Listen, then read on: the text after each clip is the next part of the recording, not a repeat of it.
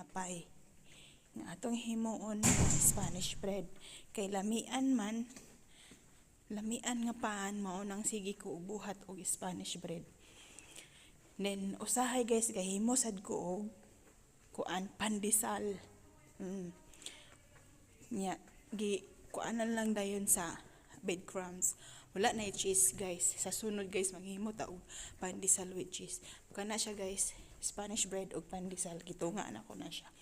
So gaperme ko gahimo guys, kay akong mga kauban sa balay ganahan sila, og akong anak guys ganahan sa kan manang masige kog himo.